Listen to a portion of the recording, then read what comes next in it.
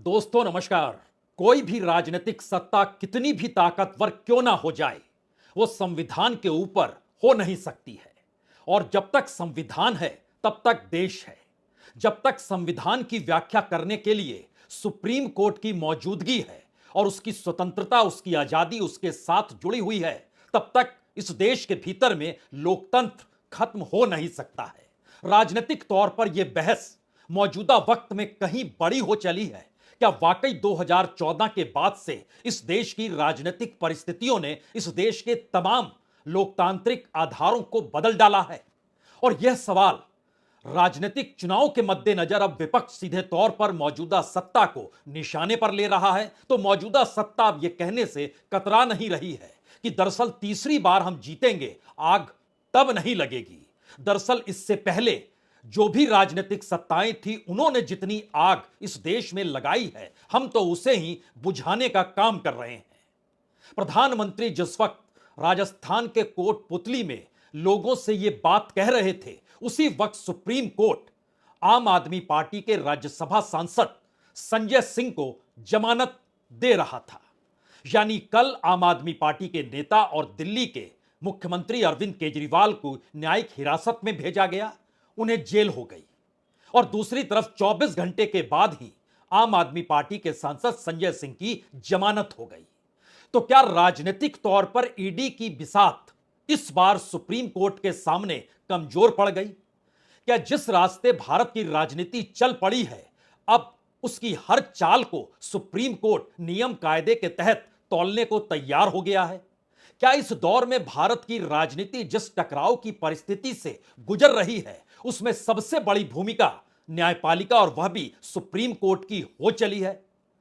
क्योंकि जिस तर्ज पर आज जमानत संजय सिंह को मिली, इसकी कल्पना किसी ने नहीं की थी। जिस तर्ज पर इस जमानत से पहले सुप्रीम कोर्ट में जिन सवालों को पूछा गया और जिस तरीके से ईडी ने खामोशी बरती, इससे पहले ऐसा नहीं हुआ था।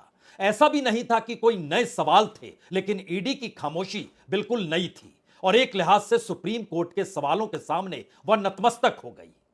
इन तमाम परिस्थितियों के बीच हमें लगता है आज शुरुआत तो प्रधानमंत्री के भाषण के उस छोटे से हिस्से से करनी ही चाहिए, क्योंकि इस देश में राजनीतिक सत्ता जिसे जनता चुनती है, उसकी ताकत का एहसास तो हर किसी को है। संसद के भीतर किस तरीके से सुप्रीम कोर्ट के निर्देश और सुप्रीम कोर्ट द्वारा दिए गए आदेशों को भी बदला जा सकता है, यह बीते दिनों खूब नजर आया है। तो पहले बात प्रधानमंत्री की, जो कोटपुतली में अपना भाषण दे रहे थे और क्या कह रहे थे, इसको सुन लीजिए। इतना ही नहीं साथियों, जनता के दरबार में हार चुका इंडी अलायंस अब कैसे मंसूबे पाल चुका है, इसकी भी झलक लगातार देखने को मिल रही है। ये पहला ऐसा चुनाव है जिसमें कांग्रेस पार्टी के बड़े नेता खुद के चुनाव जीतने की बात नहीं कर रहे हैं। वो जीतेंगे कि नहीं जीतेंगे इस पर मौन रहते हैं, लेकिन वो देश को धमकी दे रहे हैं कि अगर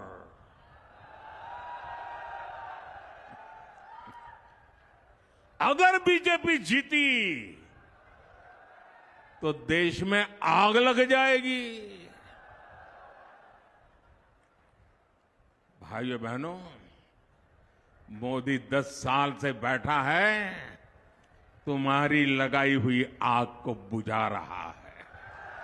प्रधानमंत्री का भाषण राजनीतिक अक्स में दिया गया भाषण है और आप सोच जरूर रहे होंगे कि एक तरफ सुप्रीम कोर्ट का फैसला आज आया और आम आदमी पार्टी ने राहत महसूस की। ईडी एक झटके में कटघरे में खड़ी होती हुई नजर आई और सुप्रीम कोर्ट के सामने इन्फोर्समेंट डायरेक्टरेट नतमस्तक सी दिखी। उसके पास कोई तर्क नहीं था।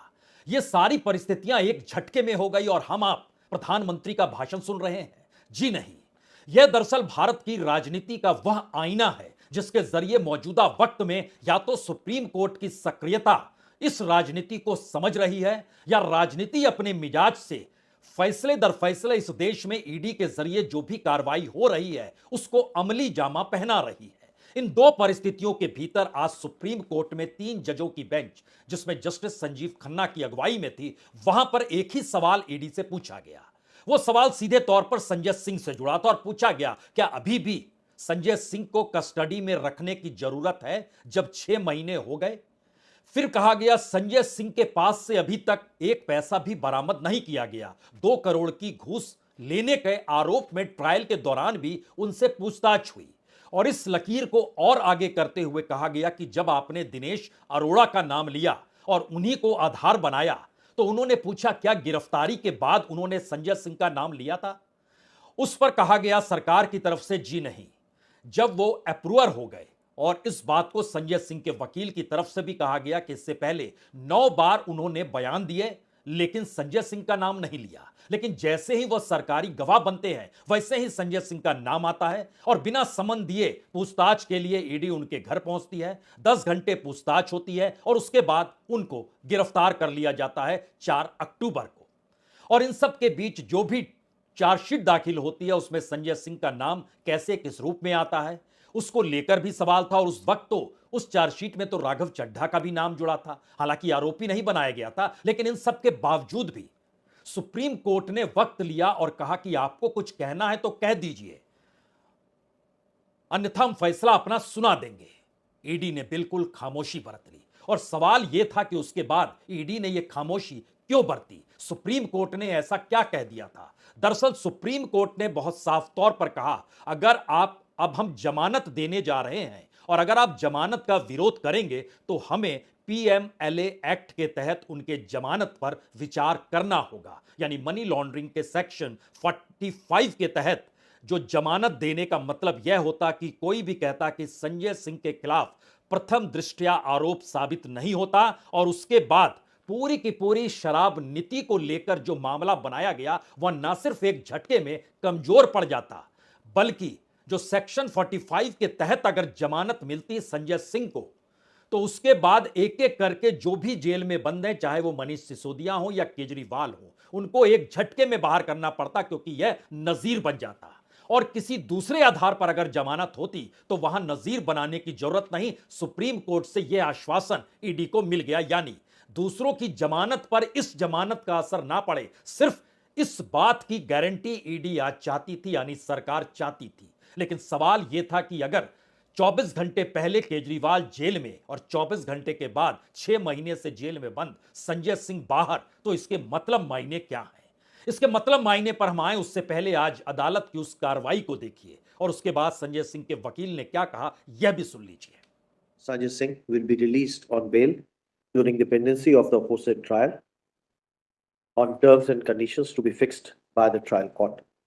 We clarify that the sensation given in the court today would not be treated as a precedent would not be treated as precedent. Full stop. Secondly, the appellate Sanjay Singh will be entitled to continue with his political activities. माननीय सर्वोच्च न्यायालय में जब bail application पे argument चल रही थी तो ईडी से कुछ सवाल पूछे गए थे। ईडी ने उन सवालों पे कोई सेटिस्फैक्टरी रिप्लाई नहीं दिया, क्योंकि 2 साल के लगभग इस केस को रजिस्टर्ड हुए हो चुके हैं। करीब 6 महीने से ज्यादा संजय सिंह जी कस्टडी में हैं। तो संजय सिंह जी से रिलेटेड जितने भी सवाल माननीय सर्वोच्च न्यायालय ने पूछे, जज साहिबान ने पूछे, उस पर कोई सेटिस्फैक्टरी कोई रिप्लाई नहीं था। बाद में माननीय सर्वोच्च न्यायालय ने पूछा कि आप बताइए इनको क्यों ना जमानत दे दी जाए, आपको क्या ऑब्जेक्शन है, क्योंकि वो लोग पहले किसी भी बात का ठीक रिप्लाई नहीं दे पाए थे। तो इसलिए उन लोगों ने कहा कि भी हम लोगों को कोई ऑब्जेक्शन नहीं है, हमारी इन्वेस्टिगेशन कंप्लीट हो चुकी है। इस वजह से बहुत बड़ी राहत के रूप में हम संजय सिंह जी का इस केस में हम समझ रहे हैं। और हम पहले दिन से कह रहे थे कि सत्य को प्रताड़ित किया जा सकता है, उसको आप दबाया नहीं जा सकता, उसको खत्म नहीं किया जा सकता। और भारतीय जनता पार्टी की एक ये साजिश थी, वो साजिश कहीं ना कहीं आज रुकने का काम होगा। तो अदालत ने बहुत साफ तौर पर कहा, इस जमानत को नजीर ना माना जाए, यानी इसके आधार पर किसी दूसरी जमानत का जिक्र ना हो। यहां पर खाली एक बात समझ लीजिए, तब राजनीति की गांठें हम खोलना शुरू करेंगे। क्योंकि जो सेक्शन 45 है, अगर आपको याद आता हो तो 2017 में इसी सेक्शन 45 के तहत Nikesh Tarachand Shah versus union of India का एक केस पहुंचा था और सुप्रीम कोर्ट ने सुनवाई के बाद इस सेक्शन को असंवैधानिक करार दिया था। और कहा था कि इसके तहत गिरफ्तारी अगर किसी की होगी तो इस देश के भीतर में जो कॉन्स्टिट्यूशन का आर्टिकल 21 है, राइट टू लाइफ ग्रांटेड, उस पर वह किसी भी इनोसेंट व्यक्ति के इस अधिकार को हनन माना जाता है। इसीलिए उन्होंने सेक्शन 45 को हटाने का जिक्र कर दिया 2017 में, और इसके बाद सरकार के हाथ पांव फूल गए। क्योंकि याद कीजिए तो जिस वक्त से इस देश में ईडी सक्रिय हुई वह 2018 से सक्रिय होती है, और सक्रिय तब होती है जब 2018 में बकायदा एक अमेंडमेंट संसद के भीतर लाया जाता है, और उस अमेंडमेंट के तहत पीएमएलए कानून के सेक्शन 45 की वापसी हो जाती है। और उसके बाद इस देश में पॉलिटिशियंस की गिरफ्तारी, और गिरफ्तारी के बाद उनको ना छोड़ने की प्रक्रिया, और पीएमएलए के तहत तमाम उन लोगों की गिरफ्तारी जो बार बार पॉलिटिशियन से जुड़े रहे या राजनीतिक तौर पर सत्ता के अनुकूल उनकी पहल नहीं थी। तो 2018 में अमेंडमेंट संसद के जरिए हुआ। उस वक्त विपक्ष में बैठी हुई कांग्रेस हो या इस दौर का इंडिया गठबंधन हो, किसी को समझ नहीं आया कि इसके मतलब मायने आने वाले वक्त में क्या होंगे, और परिस्थितियों ने वहां से पलटा खाया। और इसी सेक्शन के तहत इस जमानत को अगर मिल जाता संजय सिंह को तो ईडी का पूरा केस धरधराकर गिर जाता। तो क्या राजनीतिक तौर पर इस देश में ईडी को जो खड़ा करने का आरोप समूचा विपक्ष लगा रहा है वो बिल्कुल सही है क्या? क्योंकि यह एक ऐसी परिस्थिति है जिसमें आप कानून के आश्रय गैर कानूनी तरीके से राजनीतिक पहल कर सकते हैं, और इसकी चोट लगेगी भी और पता भी नहीं चलेगी। और जिक्र बार बार इसी बात का होगा कि देखिए, कानून के तहत काम हो रहा है, करप्शन के खिलाफ लड़ाई लड़ी जा रही है। और यही परिस्थिति बीते लगातार 5-6 वर्षों से इस देश में यही गूंज सुनाई दे रही है जब से ईडी सक्रिय हुई। क्योंकि ईडी के केसों में बढ़ोतरी 2018 के बाद रॉकेट की तरह आसमान की तरफ गई।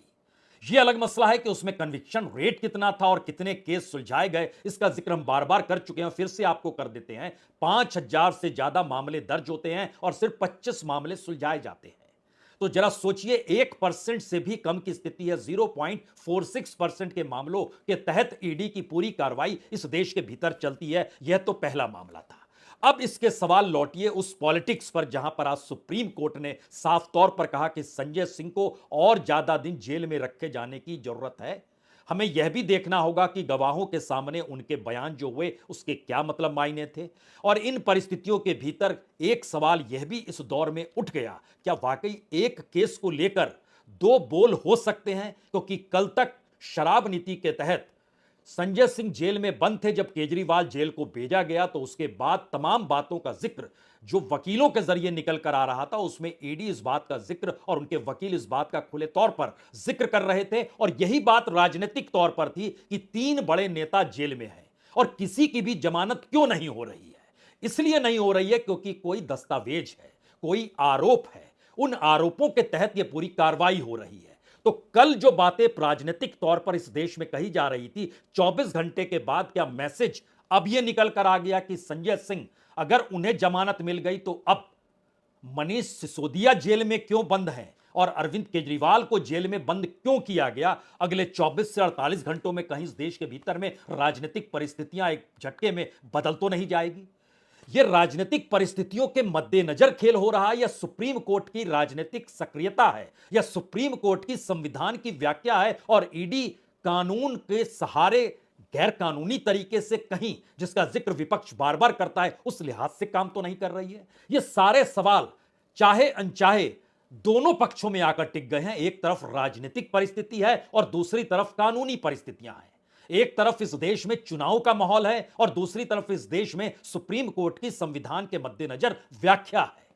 तो क्या भारत की राजनीति के दायरे में भी संविधान की व्याख्या आ सकती है, या संविधान की व्याख्या पहली बार उस राजनीति को रोक रही है जो यह मानकर चल रही है कि उसकी तमाम कार्रवाइयां हर वक्त सही रही है? और शायद आम आदमी पार्टी ने आज संतोष की सांस इसलिए ली क्योंकि पहली बार उसे वह रोशनी दिखाई दी जो बीते 2 बरस से कभी दिखाई नहीं दे रही थी, खासतौर से मनीष सिसोदिया की गिरफ्तारी के बाद जो लगभग 13 महीने से जेल में है।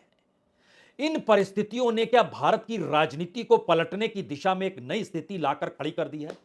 और चाहे अनचाहे लोकसभा चुनाव के भीतर दिल्ली की राजनीतिक मॉडल अब अगुवाई करने की स्थिति में है और यह एक ऐसी परिस्थिति है जिसमें बीजेपी के सामने मुश्किल होगी, या फिर बीजेपी राजनीतिक तौर पर इन परिस्थितियों को भी अपने अनुकूल कर लेगी, या करने के लिए ही यह तमाम परिस्थिति आ रही है? यह सवाल जरूर है, लेकिन आम आदमी पार्टी की राहत आज सुनी जा सकती है। ये आज सुप्रीम कोर्ट ने बेल दी और मुझे लगता है कि बेल का मकसद और मतलब बहुत बड़ा है। इसका मतलब ये है सुप्रीम कोर्ट के लेवल पे भी ये माना जा रहा है कि संजय सिंह जी के खिलाफ कोई पुख्ता सबूत ईडी और सीबीआई के पास नहीं है। और मुझे लगता है कि आज मंगलवार को बजरंगबली जी का दिन है। संकट मोचन ने एक बड़ा संकट जो है पार्टी के ऊपर से कम किया है। दरअसल यहां दो बातें और समझने की जरूरत है, क्योंकि संजय सिंह को लेकर जिस दिनेश का जिक्र किया गया कि उसके बयान के आधार पर संजय सिंह की गिरफ्तारी हुई और उन्होंने बयान सरकारी गवाह बनने के बाद संजय सिंह का नाम लेकर दिया, यही स्थिति सनत रेड्डी को लेकर है, जो कि सरकारी गवाह बनने के बाद नाम लेते हैं केजरीवाल का, और केजरीवाल इस वक्त जेल में है। तो क्या यह समानता आने वाले वक्त में आपके सामने कोई चौंकाने वाला निर्णय लेकर आने वाली है? यह पहली स्थिति है। दूसरी परिस्थिति यह है कि जो पीएमएलए कानून का सेक्शन 45 है, जिसका लेकर गिरफ्तारियां होती हैं और छोड़ा नहीं जाता, उसमें बड़ा साफ नियम है। दो ही परिस्थिति में जमानत मिलेगी। पहली परिस्थिति यह होती है कि प्राइमा फेसी संतुष्ट हो गए कि आरोपी ने अपराध नहीं किया, तभी जमानत मिलेगी, और जमानत पर रहते वक्त वह कोई ऑफेंस या अपराध नहीं करेगा। इन दो एस्पेक्ट पे जमानत मिल जाती है। अब सवाल यह था आज ईडी के सामने, अगर संजय सिंह को इसी आधार पे जमानत मिल जाती जो वो नहीं चाहती थी, और वो उसने चाहा कि नहीं हो, ये नहीं हुआ, जमानत मिल गई, लेकिन सेक्शन 45 का जिक्र नहीं हुआ, क्योंकि जैसे ही 45 सेक्शन का जिक्र होता तो मान लिया जाता कि प्राइमा फेसी मान लिया गया कि इन्होंने अपराध किया ही नहीं है, आरोपी यूं ही ठहरा दिया गया, तो वह कड़ी एक के बाद एक खुलती चली जाती। और दूसरी परिस्थिति है कि जो सरकारी गवाह बन जाए, जो अप्रूवर हो जाए, उसके बाद उसके बयान ही महत्वपूर्ण माने जाएं, उससे पहले दिए हुए बयान महत्वपूर्ण नहीं माने जाएंगे। तो यह सवाल मनीष सिसोदिया की गिरफ्तारी और अरविंद केजरीवाल की गिरफ्तारी के साथ भी जुड़ेगा। तो क्या राजनीतिक तौर पर इस देश की जांच एजेंसियों को लेकर जो सवाल भारत की राजनीति में पहली बार राजनीतिक सत्ता को बनाए रखने के लिए इस देश के संवैधानिक और स्वायत्त संस्थाओं का उपयोग सरकार कर रही है, क्या पहली बार वह सुप्रीम कोर्ट के भीतर संजय सिंह की जमानत के साथ ही उसमें उभार आ गया, या वह सतह पर आकर खड़ी हो गई? और यह सवाल बड़ा हो गया, क्या ऐसा संभव हो सकता है और इस देश के भीतर ऐसा हो रहा है? और अगर राजनीतिक तौर पर 6-6 महीने जेल में बंद रखा जा रहा है, जो कि राजनीतिक तौर पर जो सक्रिय रहता है, जिसका जीवन सार्वजनिक तौर पर है, अगर उसके जरिए और उसकी राजनीति पर अंकुश लगाया जा रहा है, तो संविधान से जो बेसिक अधिकार हैं वह अधिकार भी छीने जा रहे हैं। तो क्यों नहीं सुप्रीम कोर्ट उस दिशा में सक्रिय हो जाए? तो क्या सुप्रीम कोर्ट को यह बहुत लगा कि अब बहुत हो गया? और शायद इसीलिए आज जब 3 जजों की बेंच बैठी तो पहले सवाल से ही ईडी को कटघरे में लाकर खड़ा कर दिया सुप्रीम कोर्ट ने, यह कहते हुए कि आप कर क्या रहे हैं? 6 महीने में क्या किया? 6 महीने में बंद किया, कुछ मिला कि नहीं मिला, किसके बयान पर लिया? एक के बाद एक जो सवाल थे, ये बताने के लिए काफी थे कि ईडी एक झटके में सुप्रीम कोर्ट के सामने ना सिर्फ कटघरे में थी, बल्कि उसके सामने यह भी बड़ा सवाल था कि जो पूरी शराब नीति को लेकर दिल्ली के मुख्यमंत्री तक को जेल में डाला गया है, अब वो क्या करेगी अगर इस परिस्थिति में उसने खामोशी नहीं बरती? तो क्या एक को छुड़ाकर बाकी लोगों को जेल में रखने में सफलता मिल गई, या पहली बार बाकी लोग जो जेल में हैं और एक को जमानत मिलने के बाद सुप्रीम कोर्ट अब उस व्याख्या में आकर खड़ा हो गया जहां पर वह ईडी को सीधे तौर पर सवाल करे कि जिन स्थितियों में चार्जशीट होती है, जिन स्थितियों में ट्रायल चलता है, जिन स्थितियों में बयान दर्ज किए जाते हैं, जो 164 तक का बयान होता है, अगर उन परिस्थितियों में कोई आरोपी नहीं ठहराया जा रहा है, तो ऐसे में पूरी कार्रवाई सिर्फ परसेप्शन के आधार पर चल रही है, या इस देश में राजनीतिक परसेप्शन कानून के ऊपर आकर खड़ा हो गया है? जाहिर है इसका जवाब हो सकता है अगले 24-48 घंटों में मिल जाए, क्योंकि यह एक असंभव सी परिस्थितियां पैदा हुई जब संजय सिंह को जमानत मिल गई। संजय सिंह आज शाम तो मुश्किल है, कल जेल से छूटेंगे, और राजनीतिक तौर पर मना किया गया है कि वो बाहर आए तो इस केस के बारे में जिक्र ना करें, ना मीडिया से करें, ना किसी से करें, और उनको जमानत दी गई है, और ना ही इस जमानत के आधार पर अब कोई वकील इस दिशा में जाए कि उनको जमानत मिल गई तो ये आधार है, ये कहा जा रहा है। लेकिन कानून के दायरा और राजनीतिक परिस्थितियां, आखिरी सवाल यहीं यहां पर अटक गया है। क्या लोकसभा चुनाव को लेकर पहली बार इस देश में सुप्रीम कोर्ट के फैसले लोकसभा चुनाव में असर डाल रहे हैं? यह सवाल अब सबसे बड़ा देश के भीतर हो गया है, क्योंकि राजनीतिक तौर पर विपक्ष की भूमिका और विपक्षी राजनीतिक दलों की राजनीतिक ताकत कितनी खत्म हो गई है, कम हो गई है, यह इस देश ने बार बार देखा है। और एजेंसियों के जरिए डरा धमकाकर विपक्ष को बांटने की परिस्थिति, पार्टियों को तोड़ना, सरकारों को गिराना, किसको अपने साथ लेना, किसको नहीं लेना, किसके खिलाफ कार्रवाई होना, किसके खिलाफ नहीं होना, किसका ठंडे बस्ते में पूरा केस डाल देना, सब कुछ सबकी आंखों के सामने है। तो मतलब बहुत साफ आखिरी तौर पर निकल रहा है, सुप्रीम कोर्ट एक ऐसी उम्मीद के तौर पर, वह भी लोकसभा चुनाव में, एक ऐसे मैसेज को अपने हर फैसले के जरिए दे रही है। वो फैसला इलेक्टोरल बॉन्ड को लेकर हो, वो फैसला डीमोनेटाइजेशन यानी नोटबंदी को लेकर जो कमेंट के तौर पर ही किया गया हो कि आखिर ब्लैक मनी का जिक्र था, वो ब्लैक मनी है कहां पर, जो पैसा था सब तो लौट आया। चाहे वो उस बात का जिक्र हो कि अब ईवीएम के जरिए 100% वीवीपैट क्यों नहीं हो सकता है और इलेक्शन कमीशन को नोटिस भेजा गया कल और उनसे जवाब मांगा गया है, तो क्या उस सारे मद्देनजर और उसके बाद यह शराब नीति को लेकर मुख्यमंत्री को जेल में डालने की परिस्थितियों के बाद एक ऐसी स्थिति इस देश में राजनीतिक तौर पर उभर गई है जहां पर हर पॉलिटिकल पार्टी, हर नेता और इस देश की जनता भी देख रही है कि सुप्रीम कोर्ट की सुप्रीम पहल क्या होती है। और वही इस देश की राजनीतिक सत्ता को चुनाव में तय करने वाली है। अगर यह हो रहा है तो शायद भारत में एक उम्मीद की आस संविधान और संविधान की व्याख्या करते हुए सुप्रीम कोर्ट की मौजूदगी से हो सकता है, लेकिन एक निराशा भारत में चुनी हुई सत्ता की राजनीतिक ताकत और उस ताकत के एहसास के साथ लोकतंत्र को अपनी हथेली पे रखने की सोच इसी दौर में पैदा होती है। इससे भी इनकार किया नहीं जा सकता है जब आखिरी उम्मीद सुप्रीम कोर्ट पर टिक चुकी हो तो। बहुत बहुत शुक्रिया, बहुत बहुत शुक्रिया।